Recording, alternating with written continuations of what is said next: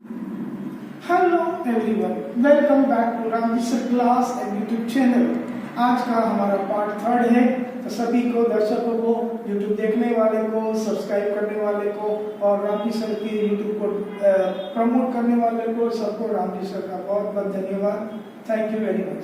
आज की एक्टिविटी जो रामजी सर ने पहले ही पार्ट में बताए थे, बहुत ही इंपॉर्टेंट एक्टिविटी है और वो एक्टिविटी रामजी सर पढ़ के आपको समझाएंगे तो आपको पता चलेगा कि ये इंग्लिश सीखना कितना आसान है। How easily you can learn out English.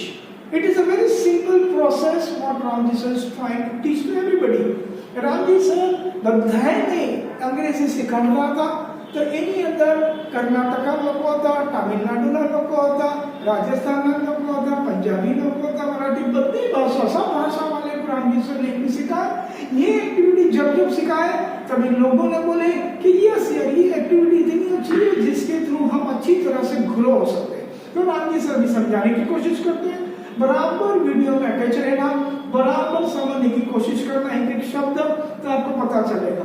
How to learn to write, यानी कि हमें सीखना कैसा लिखने का। तो ये एक्टिविटी हेल्प करती है लिखना, रीड करना यानी पढ़ना, स्पीक करना यानी बोलना, अंडरस्टैंड करना यानी समझना, and increase the English language folder with the help of one tongue twisting formatted activity.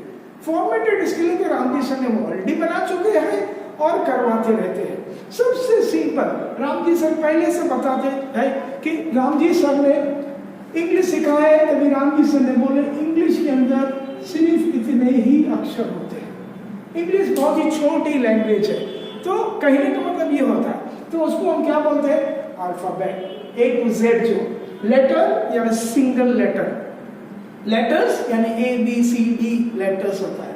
फिर आता है वर्ड, वर्ड्स, फिर आता है सेंटेंस, सेंटेंसेस। तो कहने का मतलब ये है कि अल्फाबेट्स में से लेटर सेपरेट में, लेटर में से लेटर्स बने, फिर उसमें से वर्ड्स बनाते गए, वर्ड बने, वर्ड में से वर्ड्स बनाते गए, उसमें से सेंटेंस बना, उसमें से सेंटेंसेस बनते गए।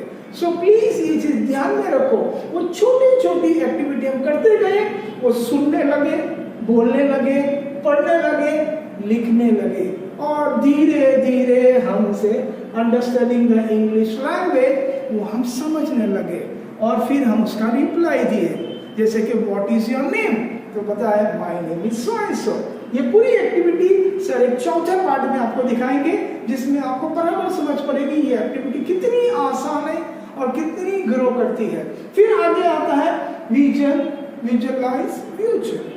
अगर हमारे माइंड में इंग्लिश होगी तो हम थॉट दे पाएंगे, उसको विजुअलाइज कर पाएंगे और उसको देख पाएंगे, यानी इंग्लिश हम सोच पाएंगे, समझ पाएंगे और उसको दिखा पाएंगे। जैसे कि एक राइटर स्टोरी लिखता है, फिर वो स्टोरी डिस्कस करता है, फिर पिक्चर बनती है, लोग देखते हैं। उसी तरह से स्पीक राइट, हम बोलते जाएंगे, लिखते जाएंगे, हमारे माइंड में इंग्लिश फोल्डर बन जाता है अच्छी तरह से, और फिर हम सुनते जाते, बोलते जाते, जैसे हम हमारी पहली भाषा करें, गुजराती है, कन्नड़ है, तमिल है, मराठी है, गुजराती है, जो भी लैंग्वेजेस है, तो हम सुनते जाते हैं, बोलते जाते हैं। उसी तरह से ये फॉर्मेट के अंदर सबसे बड़ी चीज आती है कि छोटी छोटी एक्टिविटी करने के बाद ये एक्टिविटी ग्रो होती है, हमारे माइंड में फोल्डर बन जाता है और बीच में सर ने जो लिखे है वो बहुत ही अच्छी चीज है, वो टर्म मोमेंटम के लिए रहती है। जैसे कि अभी मैं पढ़ रहा हूँ 16, 12, 24 मंडे, अब ये इंग्लिश में लिखा 16, 12, 24 मंडे, तो क्या बोलते हैं, हिंदी में बोलते हैं, या गुजरात में जाना तो गुजराती वाले में 16, 12, 2024 मंडे। तो होता है क्या, नहीं है, तो इससे क्या हमारी आदत होती, हम आगे बढ़ते जाते हैं। तो ये पूरी एक्टिविटी के लिए थैंक यू, आपने देखे। इसका चौथा पार्ट रहेगा जो ये पूरी एक्टिविटी समझाएगा और आपको समझ पड़ेगी अच्छी तरह क्या है क्या नहीं है।